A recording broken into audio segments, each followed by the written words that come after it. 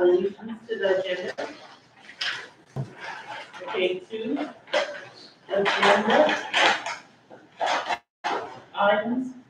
A, consider and recommendation action with regards to combining remaining 2016 reduction and contingency funds with reallocated area funds. Mr. Blanchard?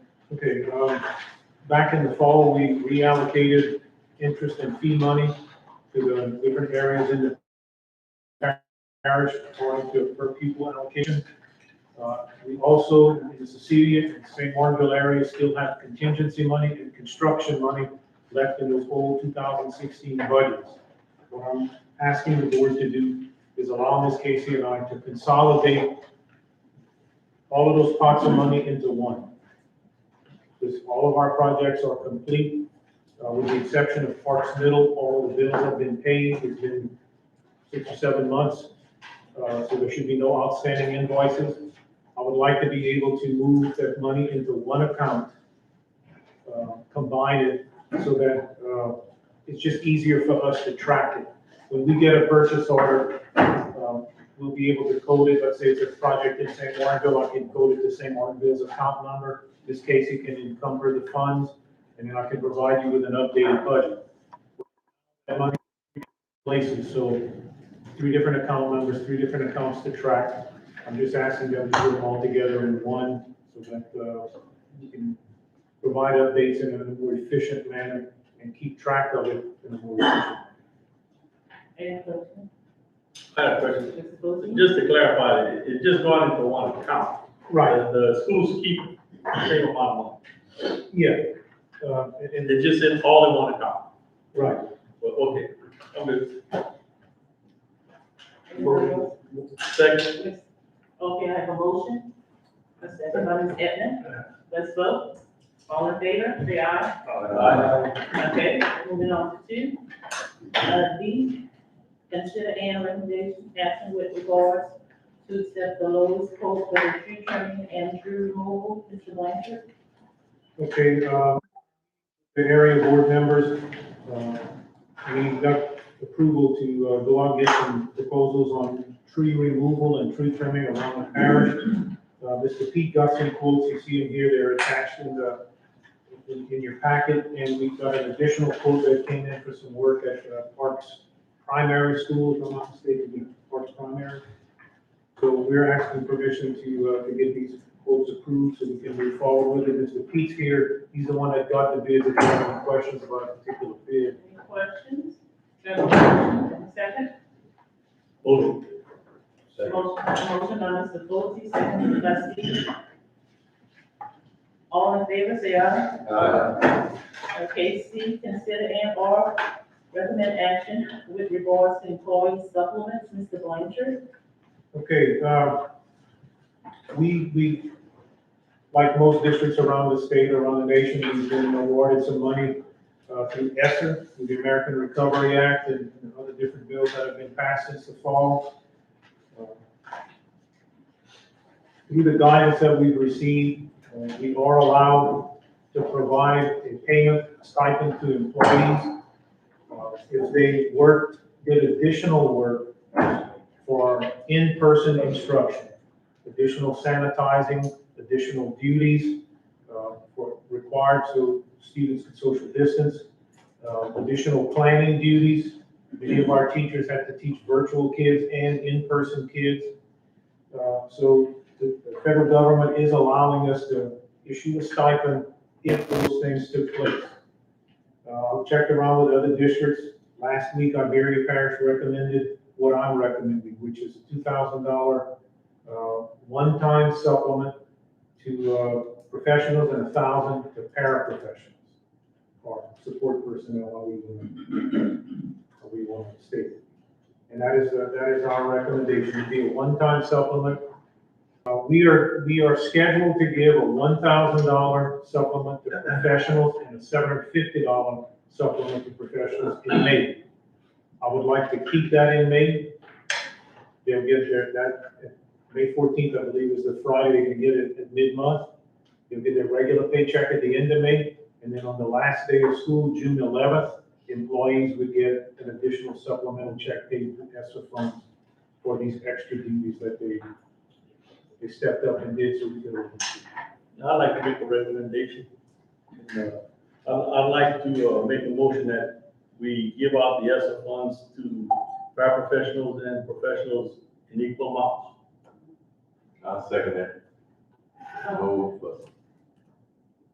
Equal amounts like what? Like each 1,500 instead of 2,000 and 1,000, equal amount. In other words, there's a certain amount in the budget. I would just like to make a motion that we distribute it equally between paraprofessionals and professionals. My question, how many paraprofessionals do we have, how many professionals?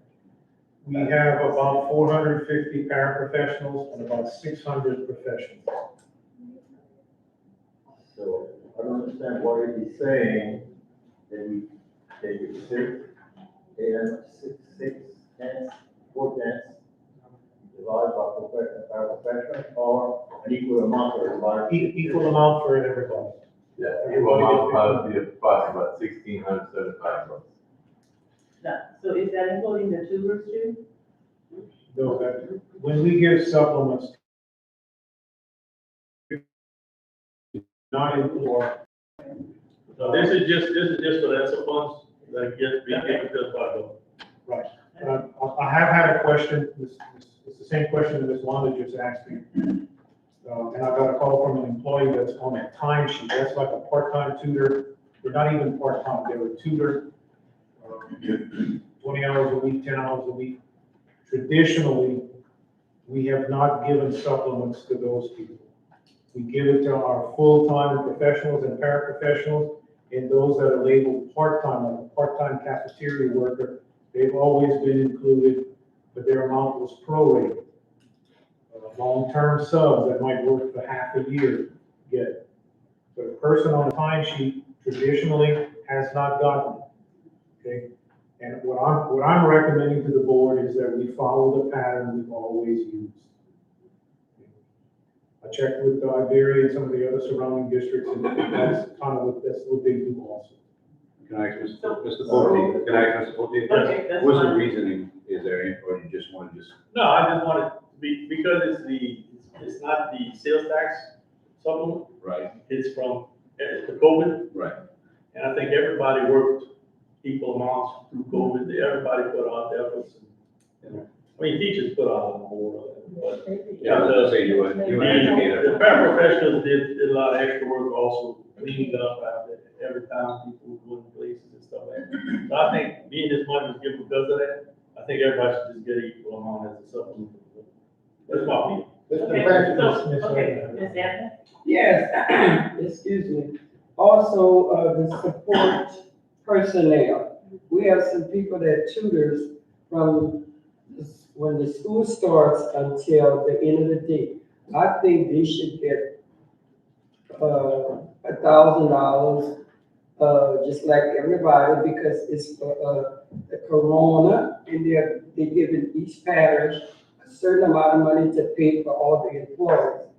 Now, when he's talking about like give everybody $2,000, the teacher includes the paraprofessional. But again, actually, if you have a different amount of professionals, and we're taking 2,000 and 1,000 and say you divide it to is 1,500, that amount is not going to be 1,500. Well, no, it's not enough. Ms. Casey and I checked the budget numbers today, and here's kind of how it boils down to. We have to submit our budget, and here's one other thing I need to throw in there.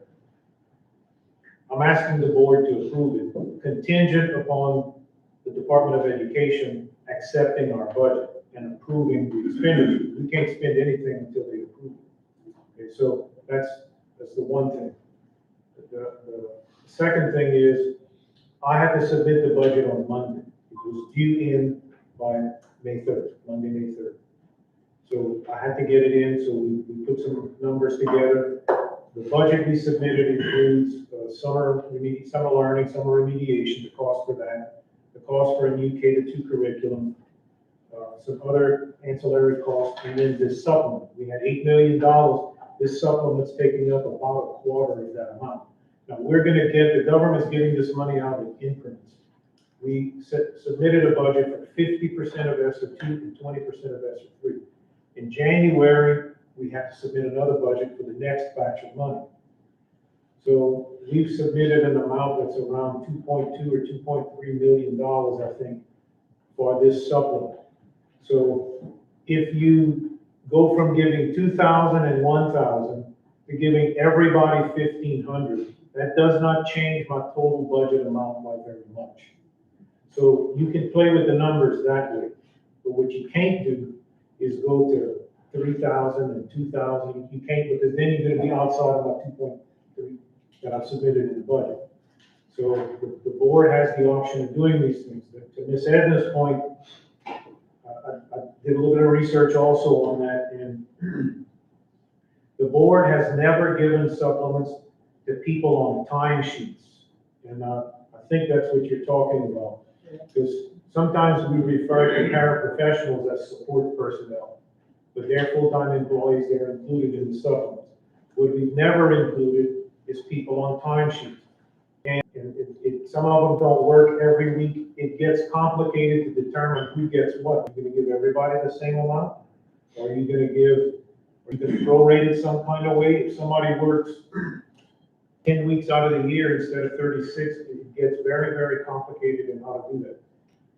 The other thing is you've never done it before. Once you start doing it, you may be setting a precedent. So Mr. Blank, excuse me, one of the things, if there's a retired teacher doing that, if you give them too much and they click on the earnings limit, they get the benefits suspended.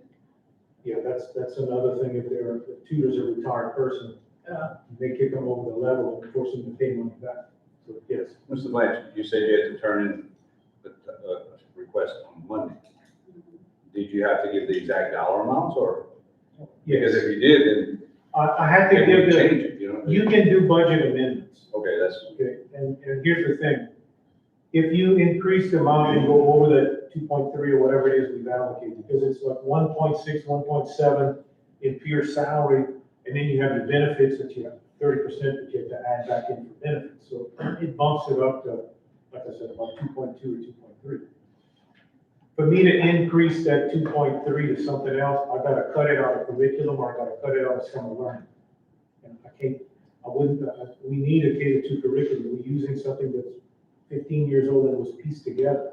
We need to get the program, get something out. So 2.2 or 2.3 is as generous or more generous than what any other district around us is giving.